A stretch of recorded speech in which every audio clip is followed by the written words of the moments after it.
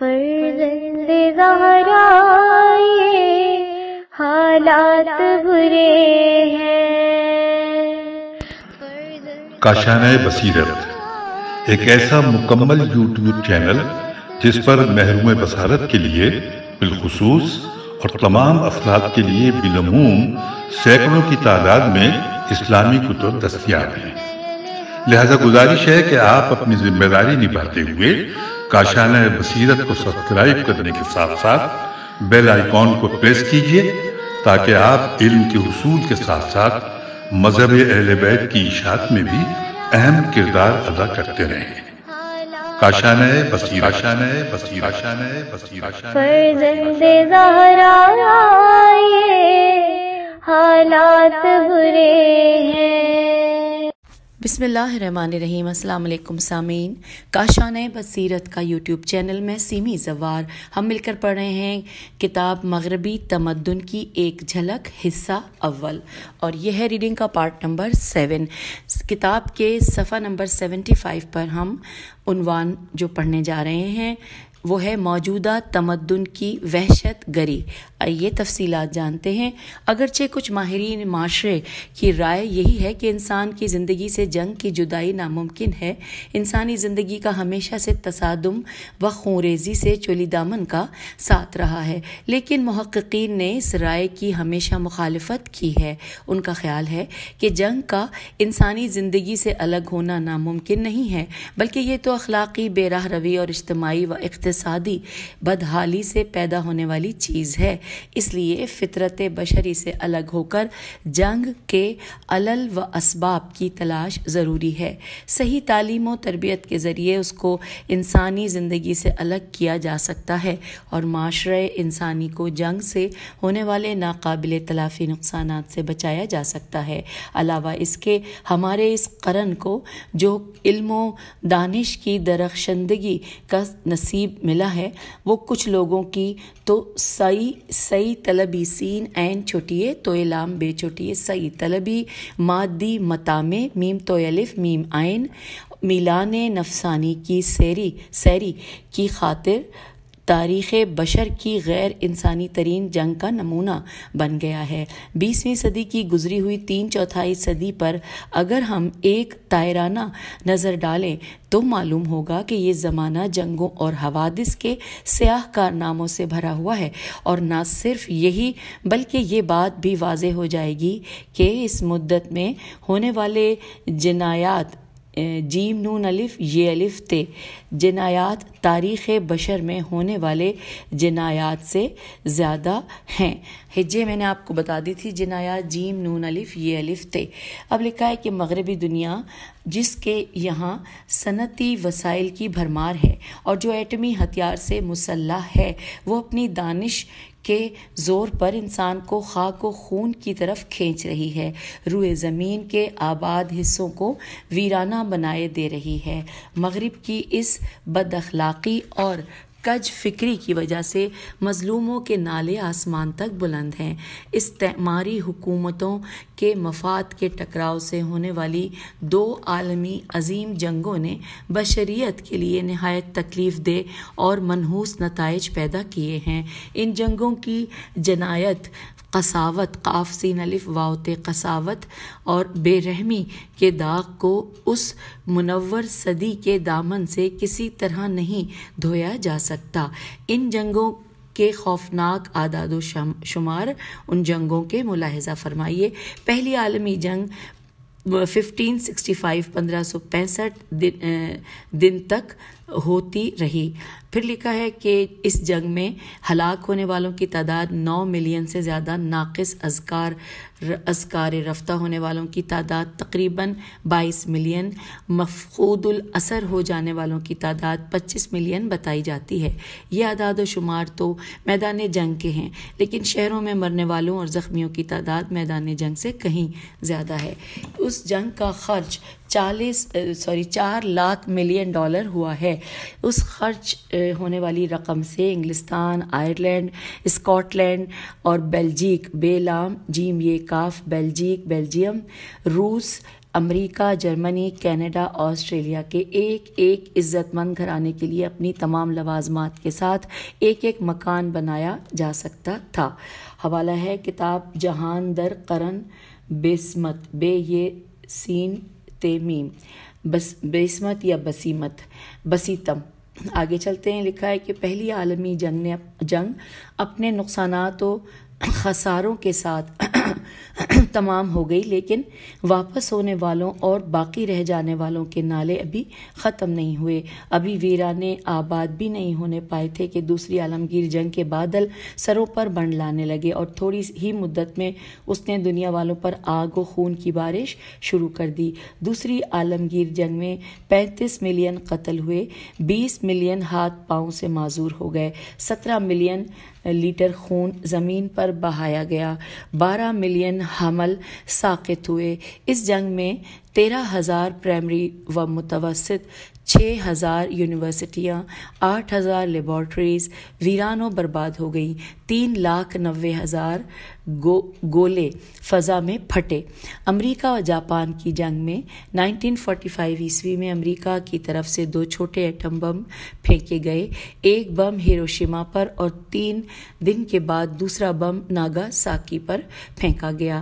Hiroshima میں 70,000 انسان یکدم سے ختم ہو گئے، اتنے ہی زخمی ہوئے، اور ناگاساکی میں 40,000 افراد مقتول ہوئے، اتنے ہی زخمی ہوئے، مکانات برباد ہوئے، بچے اور حیوانات تک اس جنگ کی قربان گاہ پر بھیٹ چڑھ گئے۔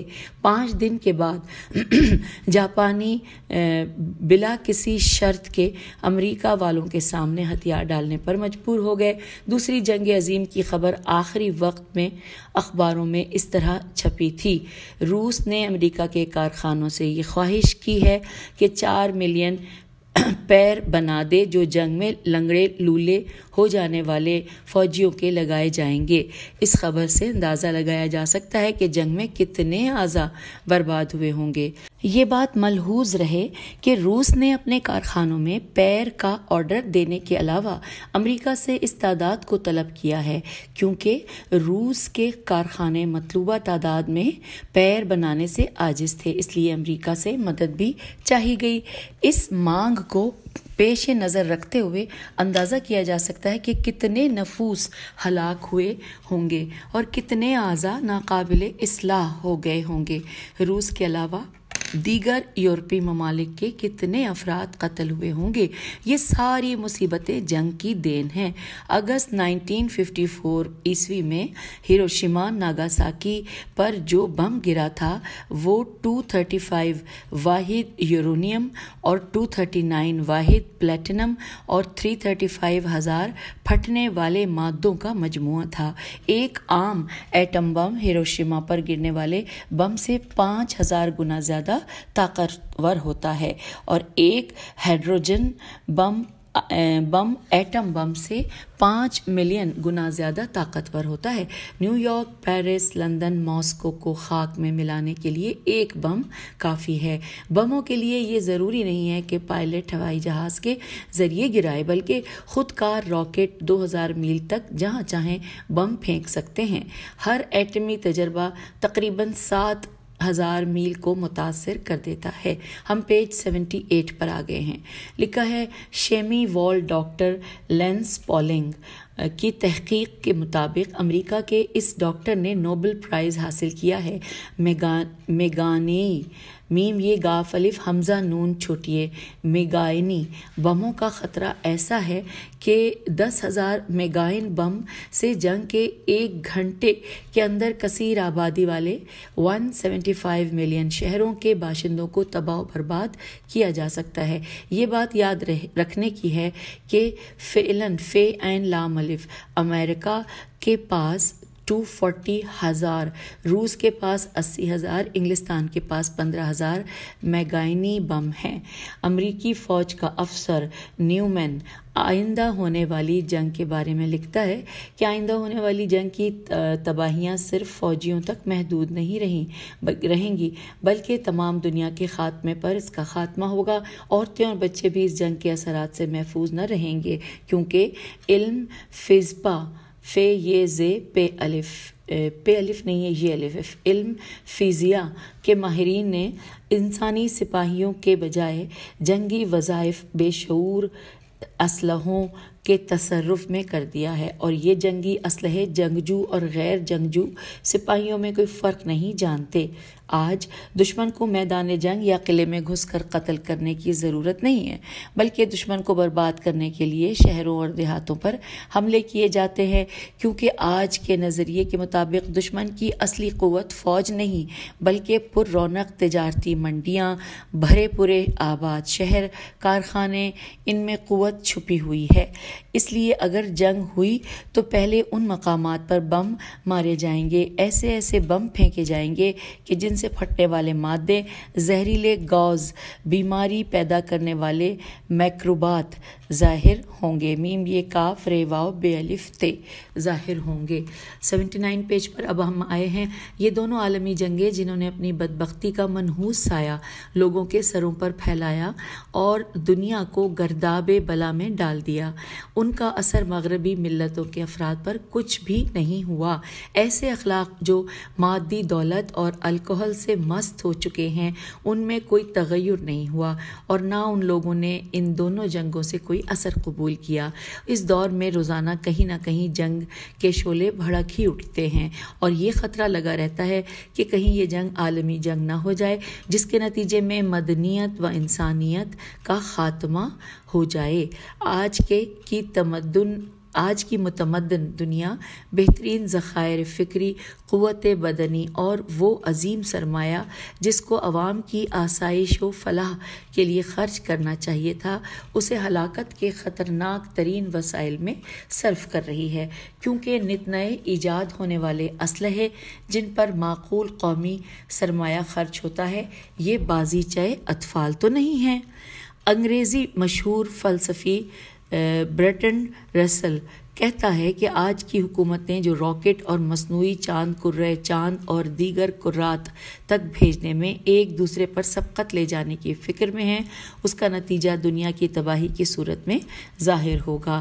اگر گزشتہ جنگیں اپنی غارت گری، آدم کشی کے باوجود معاشرے کے ضروریات میں سے تھیں، تو آج کی جنگ و خونریزی معاشرے کی ترقی و پیش رفت کو ختم کرنے والی ہے، اور بہت جلد بدبختی و ازمحال و الف زواد میم ہے لام الف لام کے اسباب پیدا کر کے بشریت کو نیست و نابود کر دینے والی ہے۔ آج کی دنیا میں تولیدات اقتصادی، یہ انورٹڈ کاما میں ورڈ ہے، تے واو لام یہ دال الف تے الف قاف تے سواد الف دال چھوٹی ہے کی دوڑ خود بھی معاشرے کے نابود کرنے کا ایک سبب ہے۔ رسالہ کے جس کا نام تحقیقات اقتصادی ہے، وہ لکھتا ہے کہ دنیا نے 20ویں صدی کے نصف اول میں جو 4000 ملیارڈ ڈالر اسلحہ سازی و جنگ پر خرچ کیے ہیں، اسی رقم سے 50 سال تک تمام دنیا کے لوگوں کو مفت غذا کا مہیا کرنا ممکن تھا، اور 500 ملین یعنی دنیا کی آبادی کا 2/3 حصہ لوگوں کے لیے مکان بنایا جا سکتا تھا۔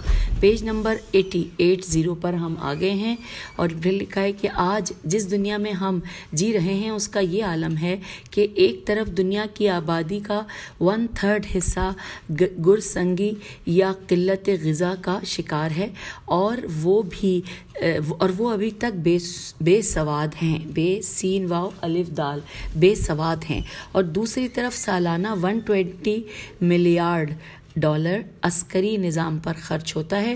دوسرے لفظوں میں ہر گزرنے والے دن میں 350 ملین ڈالر یعنی 2,800,000 روپے سے کہیں زیادہ تخریبی کاموں پر خرچ ہوتا ہے۔ دنیا کے ماہر ترین اقتصادی عالم کے قول کے مطابق یہ دنیا حکومتوں کو حاصل ہونے والے منافع کا 2/3 حصہ ہے۔ یہ رقم دنیا کے مال تجارت سے حاصل ہونے والے سالانہ منافع کے برابر ہے۔ یہ رقم دنیا میں ہر سال جمع ہونے والے سرمایہ کا نصف ہے۔ اگلے پیراگراف میں ہے کہ ساری دنیا کے مزدوروں کی طرف سے حاصل ہونے والی اطلاع کے مطابق 70% لوگ کسی نہ کسی طرح جنگی کارناموں کے لیے کام کرتے ہیں۔ آج کی دنیا میں تخریبی اسلحوں کی تعداد حیرت ناک ہے۔ یہ تعداد اتنی زیادہ ہے کہ اگر تیسری عالمگیر جنگ چھڑ گئی تو کامیابی کا مفہوم تشنا وجود رہ جائے گا، کیونکہ اس جنگ میں غالب و مغلوب کا وجود ہی نہ ہوگا اور بہت ہی مختصر مدت میں انسانیت پر فاتحہ پڑھا جا سکتا ہے۔ مشہور روسی فلسفی پیٹرم اے سوروکین پیٹریم اے الف بڑی اور سین واو رے کافی نون سوروکین کہتا ہے کہ آج کی دنیا میں بنیادی مسئلہ یہ نہیں ہے کہ سرمایہ داری بہتر ہے یا کمیونزم نیشنلزم بہتر ہے یا انٹرنیشنلزم، بلکہ بنیادی مسئلہ فرہنگ مادری کی جگہ پر کون سا نظام آنے والا ہے۔ جیسا کہ میں متعدد بار کہہ چکا ہوں کہ ہمارا زمانہ برزخ ہے، یہ انتقال و تحول سے بچ نہیں سکتا۔ پہلی دوسری عالمگیر جنگ کے زمانے میں بارہا سنا گیا کہ ہر گروہ اس بات کا مدعی تھا کہ اگر دوسرا گروہ اور درمیان سے ہٹ جائے تو آرام و سکون مل جائے گا۔ پہلی عالمگیر جنگ میں بہت سے لوگوں کا خیال تھا کہ اگر جرمنی کا بادشاہ قیصر ولہیلم لام ہے ولہلم درمیان سے ہٹ جائے یا انگریز کا خاتمہ ہو جائے تو جنگ ختم ہو سکتی ہے۔ دوسری جنگ عظیم میں بھی یہی تصور تھا کہ اگر ہٹلر نہ ہوتا یا استعفیٰ دے دیتا یا مر گیا ہوتا یا چرچل کو سکتہ ہو جاتا یا مسولینی میم سین واو لام یہ نون چوٹیے پیدا نہ ہوتا یا ہیروہیٹو ہے یہ ریواؤ ہے یہ ٹیواؤ جاپان کے تخت خدائی سے اتارا جاتا یا اسٹالن کی جگہ ٹیرے واؤ سین ٹے کاف چھوٹی ہے ٹروٹسکی روس کا حاکم ہوتا تو سارے کام بخیر خوبی ہو جاتے، دلی مرادیں پوری ہوتی اور جنگ کی ابتدا ہی نہ ہوتی۔ اب ذرا سوچئے کہ ان میں سے کوئی نہیں ہے، سب مر چکے ہیں، لیکن بحرانی کیفیت اور جنگ اسی طرح باقی ہے۔ واقعہ یہ ہے کہ قیصر و لہیلم،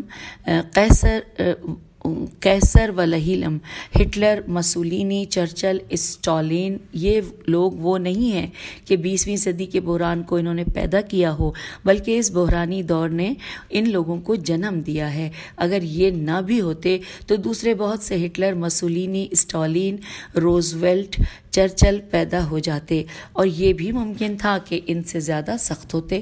یہ سب تو در حقیقت اس کثیف بدن کے پھوڑے ہیں جس کا خون کثیف ہو چکا ہے۔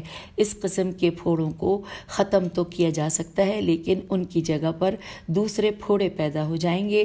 ان کا صحیح علاج یہ ہے کہ بدن کے کثیف خون کا علاج کیا جائے۔ کتاب کا حوالہ یہاں پہ دیا ہے، خداوند دو کعبہ، صفحہ 150 اور 151۔ آگے چلتے ہیں اگلے پیراگراف پہ کہ آج کی دنیا ایک طرف تو حیوانات پر ظلم و تعدی کو روکنے کی خاطر انجمن حمایت از حیوانات بناتی ہے، بیماریوں کو دور کرنے کے لیے مصنوعی قلب تک کا سہارا لیتی ہے، اور دوسری طرف شب و روز لوگوں کے سروں پر بم پھینکتی ہے اور جدید و گندے ہتھیاروں سے لوگوں کا گروہ در گروہ خاتمہ کر دیتی ہے۔ یورپین کی عالمی سوسائٹی جو اپنے کو حقوق بشر کی حفاظت کا ذمہ دار، ستم گروں کا دشمن، مظلوموں کا حمایتی بتاتی ہے، اس کی نظروں کے سامنے ہزاروں انسانی جانیں قلت غذا یا گرسنگی کا شکار ہو رہی ہے، یا پھر متضاد سیاستوں کی پیدا کی ہوئی جنگ کے شعلوں میں جل رہی ہیں، اور یہ سوسائٹی تماشا دیکھ رہی ہے۔ کیا یہ حقوق انسانی کی دفاع کے نام پر بننے والی مختلف قسم کی کمیٹیاں اور ان کمیٹیوں کے بعض ممبران کا جنگ کی برائی کرنے کے باوجود خود یہی لوگ آتش جنگ کو بھڑکانے والے نہیں ہیں؟ کیا وہی لوگ جو ہر قسم کے اختلاف کو ڈپلومیسی راستے سے حل کرنے کا نعرہ لگاتے ہیں اور برابر دنیا کی صلح صلح کا نعرہ لگاتے رہتے ہیں، یہ وہی نہیں ہے کہ جو دوسروں پر ہر قسم کے ظلم و ستم کو روا نہیں رکھتے. ایسے ظلم جو انصاف اور انسانیت کے بالکل خلاف ہوتا ہے.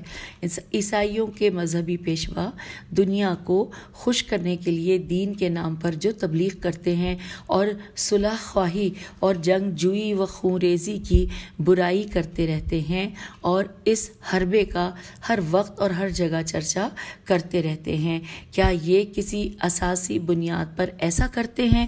ہرگز نہیں. صلح خود بخود کوئی معنی نہیں رکھتی. اگر واقعاً جنگ و خون ریزی نہیں چاہتے تو جنگ و خون ریزی کے اسباب علل کا قلع قمع کرنا چاہیے. پھر لکھا ہے کہ آخری لائن میں اس کے کہ ابھی تو یورپ کے بوڑھے کلیسائی روم کی ننگین نون گاف، یہ نون سازش اور نازیزم اور فاشیزم کے ظلم و ستم کو بھی نہیں بھول سکے. یہاں پر یہ چیپٹر کلوز ہوا پیج 82 پر، اور اب پیج 83 پہ پڑھتے ہیں. نسلی امتیاز عنوان ہے. لکھا ہے کہ نسلی برتری، یہ انورٹڈ کاما میں ہے، نسلی برتری کی تھیوری جس کے بعض اہل فلسفہ یا بعض منکرین قائل ہیں، وہ ملتوی کی مساوات و برابری کا قائل نہیں ہے، اور نسلی برتری کے طرفدار یہ چاہتے ہیں کہ بہترین و طاقتور نسل کو دنیا میں حکومت کرنی چاہیے اور کمزور و پست اقوام کو ان کی اطاعت اور فرما برداری کرنی چاہیے. اس بات سے قطع نظر کرتے ہوئے کہ ایسا طرز فکر حیات بشری کے اصول سے میل نہیں کھاتا اور شخصی و اجتماعی آزادی کے اصول کے بالکل خلاف ہے. علمی و تاریخی نقطہ نظر سے بہت سے معاصر اہل فلسفہ و محققین نسلی برتری کو امر موہوم و خود ساختہ و بے بنیاد سمجھتے ہیں. یہ بات ملحوظ خاطر رہے کہ بعض محققین اس قانون کی بنا پر کہ ابھی تک خالص نسل نہیں دیکھی گئی اور نہ کسی علمی تحقیق نے نسلی امتیاز کو مکمل واضح کیا ہے، آرائی نژاد کے قائل نہیں ہیں اور اس کو ایک افسانے سے زیادہ اہمیت نہیں دیتے، اور نہ کسی طرح یہ بات ثابت ہو سکی ہے کہ تاریخ میں واقعاً کوئی آریائی نژاد قسم کی چیز موجود تھی. صرف آریائی زبان کا وجود ثابت ہے مگر آریائی نسل نہیں ثابت ہو سکی، اور عموماً یہ بات دیکھی گئی ہے کہ بہت سی نسلیں ایک ہی زبان بولتی ہیں. حوالہ ہے تاریخ ادیان صفحہ نمبر 219. دوسری عالمی جنگ کے من جملہ اسباب میں ہٹلر کی جرمنی میں فلسفہ نیشنل سوشلزم کا ظہور تھا، جس کی بنیاد ہی نسلی برتری پر رکھی گئی تھی. ہٹلر کا اصلی مقصد جرمنی کی وسعت اور یورپ کے مرکز میں ایک نہایت طاقتور مقتدر جرمنوں کی حکومت کا قیام تھا. اس منحوس نے اپنی جابرانہ حکومت میں نمائندگان ممالک کا اجتماع کر کے اور وسیع تر تبلیغ کر کے قومی طاقتوں کو اپنا گرویدہ بنا لیا، اور اس بہانے سے جذبہ ہوس ملک گیری کو سکون پہنچایا. ڈاکٹر گیسٹف لیبان لکھتا ہے کہ ایک اہم بات جس نے معاشرے کو برباد کیا وہ یہی نسلی برتری کا عقیدہ تھی. گزشتہ حکام وقت اس عقیدے کے پکے حامی تھے اور ان کی سیاست کا محور یہی عقیدہ تھا. انجام کار خونی کشمکشوں کا سلسلہ بڑھتا گیا اور بے انتہا و تیرانیت پر جا کر ختم ہوا. اس عقیدے کو ضرورت سے زیادہ تقویت اس خیال سے پہنچی کہ غیروں کے حملوں سے محفوظ اور قوی تر وہی ملت و قوم ہو سکتی ہے جس کی زمین زیادہ ہو اور جس کی تعداد زیادہ ہو. حالانکہ ایسی قومیں غالب ہونے کے بجائے مغلوبیت سے بہت قریب ہوتی ہیں. حوالہ نوٹ کیجیے میانی روحی تطور ملل صفحہ نمبر 194. آگے چلتے ہیں. دنیا کے متمدن ترین ملکوں میں یہی طرز فکر یعنی کہ گورے کو کالے پر برتری ہے اب بھی زیادہ تر ذہنوں میں راسخ ہے اور گہوارہ تمدن میں سیاہ رنگ جرم ہے اور عملی طور سے کالے بہت سے جائز آزادی اور حقوق انسانی سے محروم ہیں۔ امریکہ کے بعض مقامات پر قانوناً کالا آدمی گورے سے شادی نہیں کر سکتا اور نہ مدرسہ، یونیورسٹی، اسپتال وغیرہ میں گوروں کے ساتھ رہ سکتا ہے، بلکہ خود کے لیے الگ الگ مدرر سے الگ الگ اسپتال قائم کیے گئے ہیں۔ گوروں کے مجمع عام، مہمان خانوں اور کھانے کے کمروں، ڈائننگ ہال میں سیاہپوش کا داخلہ ممنوع قائم کیے گئے ہیں۔ گورنروں کے مجمع عام، مہمان خانوں اور کھانے کے کمروں، ڈائننگ ہال میں سیاہ پوستوں کا داخلہ ممنوع ہے۔ عام بسوں اور کاروں میں کالے ایک برتھ پر گورے کے ساتھ نہیں بیٹھ سکتے۔ انتہائی شرمناک بات یہ ہے کہ بعض گرجاؤں میں کالوں کو مذہبی مراسم کرنے کا بھی حق نہیں ہے۔ پیج 85 فہما گیا۔ امریکہ کے سابق رئیس جمہوریہ نے فروری 1963 میں نمائندگان ممالک کی کانفرنس میں اعلان کیا کہ بلا کسی تجویز کے امریکہ میں ہر جگہ گورے بچوں کے مقابلے میں نصف کالے بچوں کو یہ حق ہے کہ وہ تعلیم حاصل کریں اور گوروں کے مقابلے میں 1/3 کو یہ حق ہے کہ یونیورسٹیوں میں تعلیم حاصل کریں اور اسی طرح 1/3 کو حق ہے کہ کسی فن میں اسپیشلسٹ بنیں اور 2/3 کو حق یہ ہے کہ وہ بیکار رہیں۔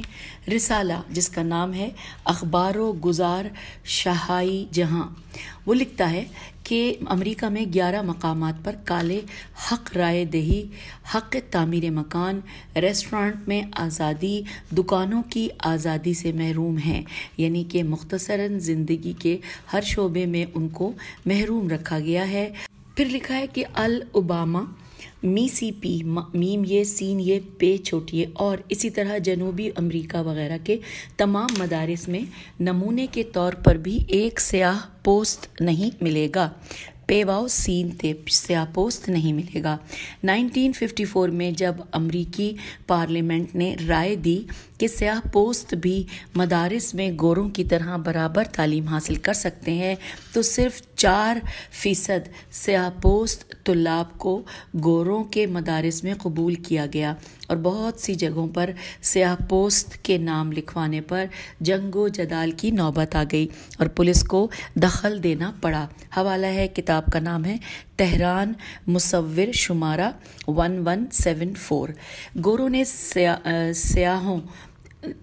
نے سیاہوں پر ایسے ظلم و ستم کو جائز قرار دے رکھا ہے جس سے قرون وسطیٰ کی تباہ کاریاں اور ظلم و ستم یاد آ جاتے ہیں۔ عالمی حقوق انسانی کی حفاظت کرنے والی کمیٹی بھی اس ظلم و ستم کو ختم نہ کر سکی۔ تسخیر فضا کے اس دور میں بھی دنیا قومی تعصب اور نسلی برتری کی آگ میں جل رہی ہے اور انسانی رنگوں کے اختلافات کو سرسام آور حد تک محفوظ رکھا ہے۔ مشہور فلسفی سوروکین سین واو رے واو کاف یہ نون سوروکین کہتا ہے کہ میں اس شعر کا شدت سے مخالف ہوں۔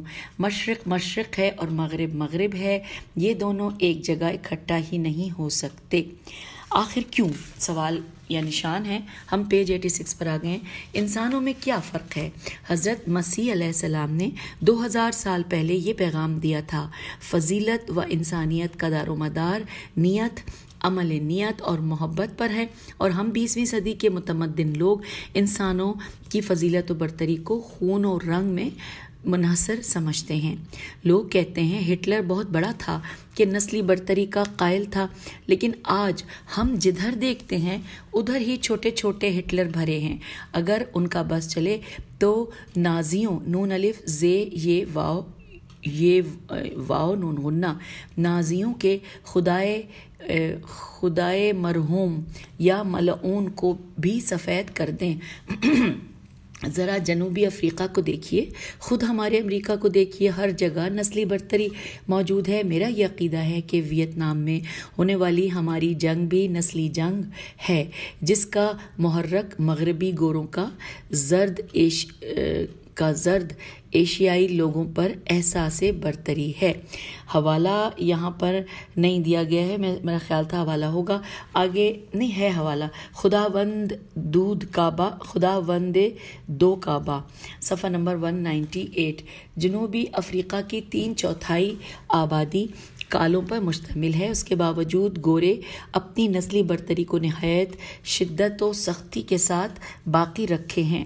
اس ملک میں نسلی برتری جو الف پہ الف رے حمزہ یہ ڈال اپرائڈ کے نام سے مشہور ہے، اسی قاعدے پر متبنی ہے، جس نے کالوں اور گوروں میں کامل جسمانی جدائی پیدا کر رکھی ہے۔ اس قانون کی بنا پر گورے ہندی کالے مہاجر سے الگ زندگی بسر کرتے ہیں۔ ان کے شناخت ناموں میں یہ بات تحریر کر دی جاتی ہے کہ جنوبی افریقہ کے رہنے والوں کا شناخت نامہ ان کی شخصیت کا یقین کرنے کے ساتھ ان کی قومیت کو بھی بتاتا ہے۔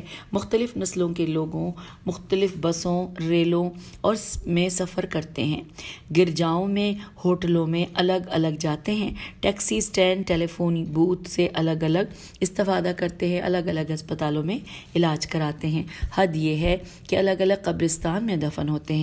اس ملک میں کالے گورے کی شادی ممنوع ہے۔ خلاف ورزی کرنے والوں کو شدید ترین سزائیں دی جاتی ہیں۔ گوروں کے ایریے میں کالے کو فنی کام انجام نہیں دے سکتے۔ گوروں کے ایریا میں کالے کوئی فنی کام انجام نہیں دے سکتے، بلکہ بہت ہی معمولی کاموں پر بہت کم مزدوری پر کام کرتے ہیں۔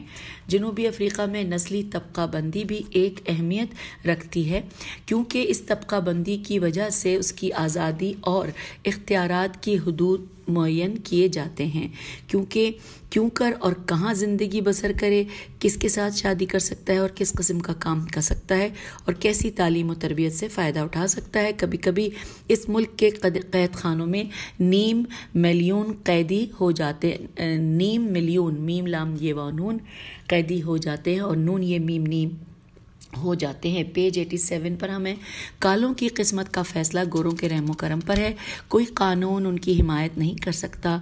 ملکی اخباروں میں عدالت کا ایک فیصلہ شائع کیا گیا تھا، جس کو ہم یہاں درج کر رہے ہیں۔ جنوبی افریقہ کے ایک شہر میں ایک سفید پوست خاندان میں کالی لڑکی پیدا ہو گئی تو جنوبی افریقہ کی عدالت نے یہ فیصلہ دیا کہ ایک کالے کو گوروں کے خاندان کا فرد بننے کا حق نہیں ہے، اس لیے اس لڑکی کو اس خاندان سے نکال دیا جائے اور کالوں کے محلے جوہانسبرگ میں رہنے پر مجبور کیا جائے۔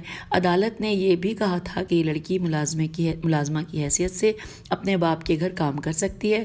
لڑکی کے والدین اس فیصلے سے مبہوت ہو گئے اور اس کے باپ نے کہا کہ اگر میں اپنی لڑکی کا حق دلانے میں ناکامیاب ہو گیا اور جنوبی افریقہ کی ہائی عدالتوں نے بھی اس غیر انسانی فیصلے کو نہ بدلا تو بیرون ملک کے جو لوگ اس لڑکی کو قبول کرنے پر تیار ہوں گے میں ان کے سپرد کر دوں گا۔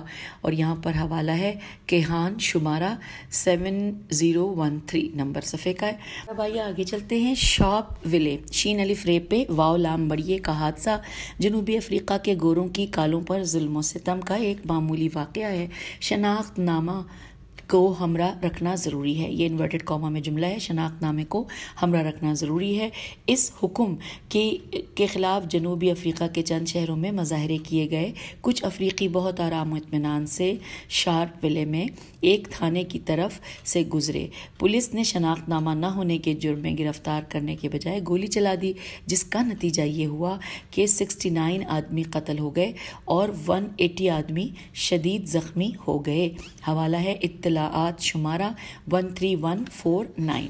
اور اب ہم آخری صفحے پر 88 پر آ گئے ہیں، جہاں پر آخری یہ کچھ پیراگراف ہے، 1 یا 1.5 پیراگراف لکھا ہے۔ آخر اس خلاف انسانیت اور وحشیانہ رفتار کا کیا نام ہے؟ کس عاطفہ بشری عین الف توفے ہے، عاطفہ بشری سے اس کو الہام ہوتا ہے؟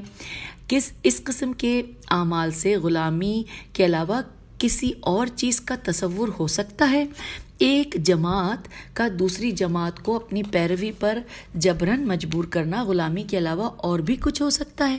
ان حالات کے پیش نظر غلامی کہاں ختم ہوئی اور کس حال عدالت نے غلامی کے قانون کو ختم کیا؟ مشہور امریکی رائٹر ہیری ہاورڈ اپنی کتاب آزادی زنگیاں زے نون گاف یہ نون الف نون غنہ میں لکھتا ہے کہ یہ صحیح ہے کہ قرون وسطیٰ والی غلامی اس دور میں ختم ہو گئی ہے، لیکن طبقہ بندی کی شکل میں ہمارے نظام میں غلامی اب تک باقی ہے۔ آج بھی یہی کوشش ہے کہ کالے ذلت کی زندگی بسر کریں۔ ظالمانہ قوانین کے ماتحت کبھی ان کے حقوق پامال کیے جاتے ہیں اور کبھی حکومت کی لاپرواہی اور کبھی بغیر کسی اطلاع کے معمولی بہانہ کر کے ان کو قتل کر دیا جاتا ہے۔ تو یوں سامعین، پیج 88 پر یہ چیپٹر بھی مکمل ہوا۔ اجازت چاہتے ہیں، اگلی نشست میں پیج 89 میں چیپٹر ہم پڑھیں گے، اس کا عنوان ہے گھریلو زندگیوں میں افراتفری۔ اجازت دیجیے، خدا حافظ، فی امان اللہ۔